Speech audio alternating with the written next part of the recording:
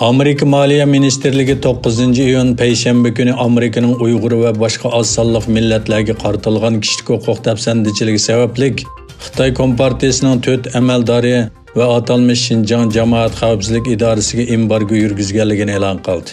Amerika Yer shari Magnitskiy qonuniga asosan embargo yurgizgan Xitoy amaldorlari Uyg'ur avtonom rayonlik partkom sekretari Chin Chango, Uyg'ur avtonom rayonining sobiq muavin sekretari Zhou Hailun, Jamoat xavfsizlik idorasining boshlig'i va sekretari Wang Mingshan va Jamoat xavfsizlik idorasining sobiq sekretari Hu Liujun qatorliqlardan iborat.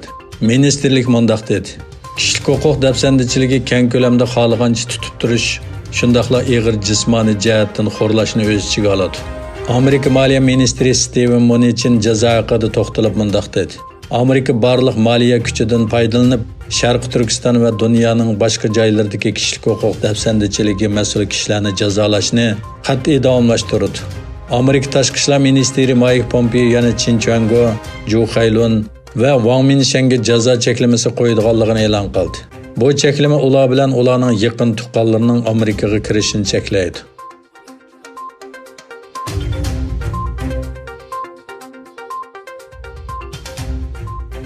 Xitoy Sharq Turkistondagi 5G punkti qurish xizmatini tezlatganligini, Urumchi shahrining 5G to'ri bilan qoplanganligini bildirdi.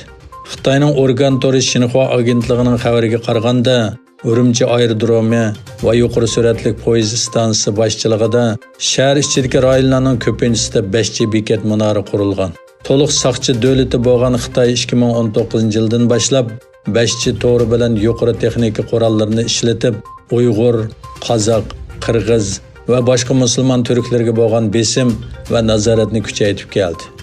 Bu ahvol xalqaro jamiyatning tanqidiga uchradi.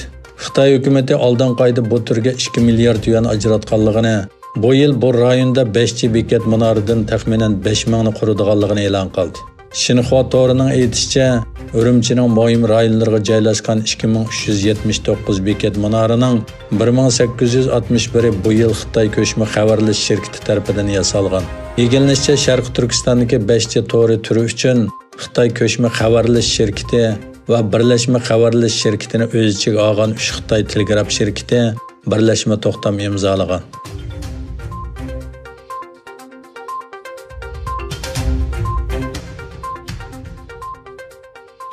Xitoy Tashqi ishlar ministrligi Amerika Tashqi ishlar ministri Pompeoning yaqinqi tanqidlarini yolg'on xabar deb tasvirladi va Pompeoning xatoligini tuzatish va siyosiy virus tarqatishni to'xtatishga chaqirdi.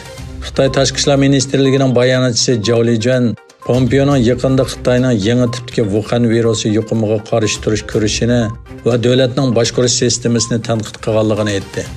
Amerika Tashqi ishlar ministri Mike Pompeo yaqinda Trump hukumatining Dunyo sahiyat tashkilotidan chekinish qarorini qo'llab mundaq dedi: Dunyo sahiyat tashkiloti yana Xitoy Kompartiyasining bizning tunji voqeani aniqlashimizga yordam berolmaydi.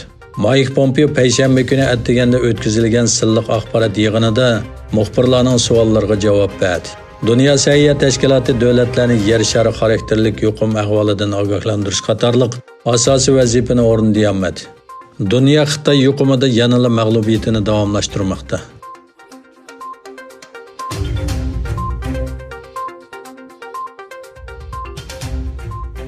Amerika Tashqi ishlar ministrligi Yaponiyaga 23 milliard 10 million dollar qiymatidagi 105 dona F-35 tiplik 5 kurashchi aeroplanning sotilishini tasdiqladi.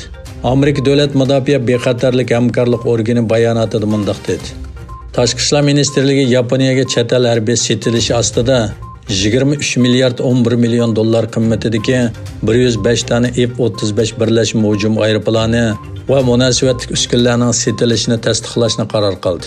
Bayonotda bu aeroplanlarning 63 odatdagi uchish va qo'nish iqtidoriga ega F-35A, qisqa masofalik uchish va tik qo'nish iqtidoriga ega F-35B kurashchi aeroplani, shundaqla 5 zapas F-35 motorini o'z ichiga olganligini ko'rsatdi.